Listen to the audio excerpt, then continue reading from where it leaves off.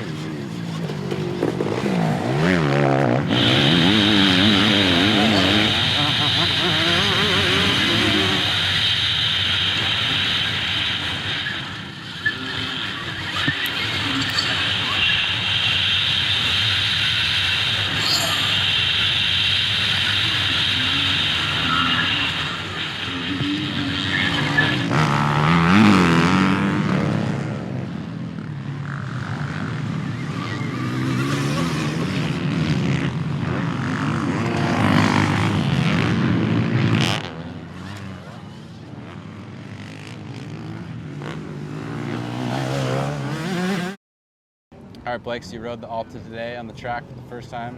How was it? Alta was good today. I got a chance to get to know the bike a little better. As I said before, last time I was only able to ride it in a field.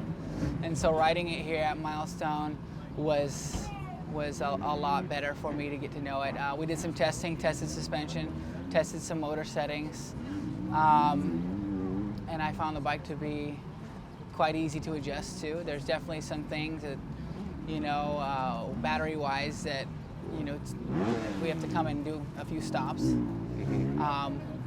But that's part of the territory, I guess. You're not going to fine-tune everything without racing, and you're not going to get it where you need to be until it gets homologated and you get some more experience and time out there. So you feel like it needs some more time, it's not quite ready? Or say that one again. Do you feel like the bike isn't quite ready, it needs more time to be developed? No, I do think the bike is ready. I think you just have to, I think it's like practice versus racing.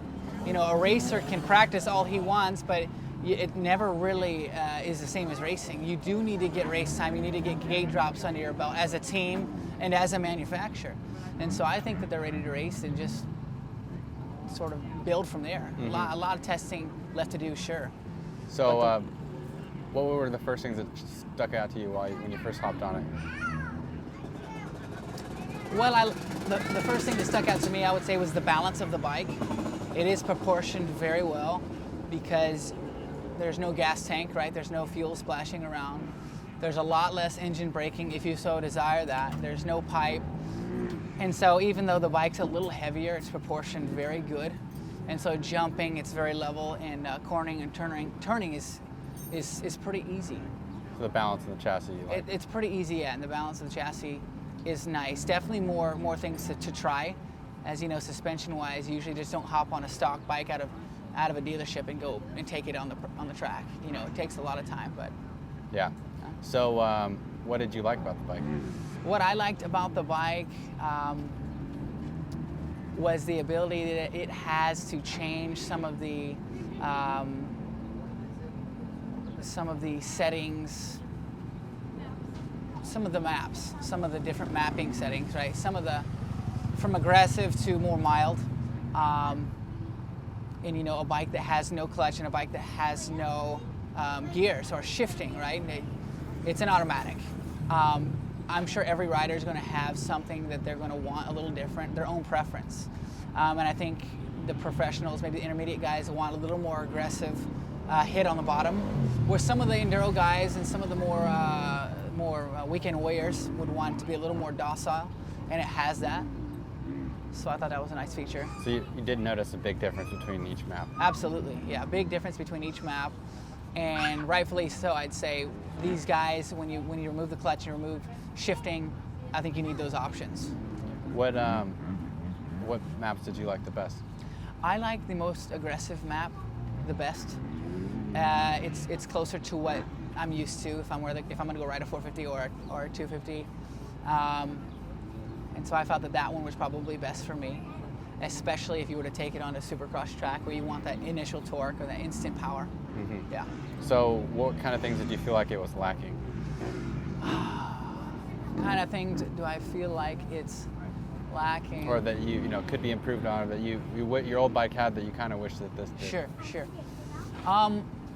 I think one of the questions on everyone's mind, something that I could sort of attest to, is sound, adjusting to no sound, right? It's more feel at this point. You can certainly feel the bike, but we're all so used to hearing the motor, and if it's wrapped out, you shift. If it's not, maybe you shift down if you need a little more torque. And even at being out there on the track with a lot of guys, they couldn't hear me coming, and at times I would get close to people and I hit a guy once, so I apologize, whoever that was. But so that definitely took a little bit of time getting used to. So you're kind of sneaking up on people. I'm sneaking up on people, yeah, and that can be good because, as you know, when you're lapping someone, they're supposed to stay in their line. Sometimes when you get on a handful of throttle on a 450, you can scare the guy and then they swerve and cause a wreck. I think it's something that you just take a little more time to get used to. Mm-hmm. And let's see here, what else could we ask? What were you guys doing with the suspension? That's a good question, and off or on the record, basically, that would take some more time to get right because our one setting was Supercross, and the other one is OEM stock. Mm-hmm. So I kind of got an extreme contrast, But suspension-wise, we were bouncing back and forth between two different settings. The WP stuff is pretty great. I don't have a lot of experience with those guys and their stuff, but I like what I've seen so far. Definitely trying to figure out what the setting is for me. Get the bike to lean how you want it. Also getting that the horsepower on the ground, having that rear tire squat a little more, so you're not lighting it up. So you're hooking up and going. You ever feel like so with the automatic lack of gears? What was that like? I think that's just something you get used to. It is a bit strange at first because we've been shifting gears for years, right? But to be honest with you, from my first time to now, I can't even really notice it. From my first time when I rode the bike in December to now, I'm not accidentally shifting gears anymore. And if you have the power there, if the power wraps out to where you want it, you just hold it wide open. So and that, how's the power band? Is it real smooth? Obviously the Sure. map is different, but yeah, no, a lot of it I guess would depend on the track as to what map you might want to have. If you want more top end, then you probably would map it higher, to rev out a little longer. Mm-hmm. But for a Supercross track or a track here, kind of like Milestone, it's a little Milestone where it's a little closer, a little tighter. Definitely more bottom, more mid. Mm-hmm. Anything else you want to add? Anything else? Is that it, you think? Hey, John, is there anything else you want me to mention in this? Was there anything you guys wanted to kind of talk on? Is there any specific points? I don't know what you talked about, but we talked about everything essentially. Racer X likes to give people an accurate opinion of the bike. Yeah. John, when are we going to be able to put a amplifier on the bike and make guitar sounds come out? I tell you, if I had $1 for every playing card in the spokes joke or fake exhaust noise, I'd be wealthy, man. It's we need you to roll out on stage at Arena Cross, guitar, fucking no helmet, and shred. Yeah, that would be one heck of a hot lap. Yeah, or like a mini Marshall stack powered by the battery. Sure. Yeah. You'd be like that guy in this movie. Oh, Fury Road. Dude, Fury Road, right? Fury Road, yeah. flamethrower and all. We can make that happen. Cool. Yeah.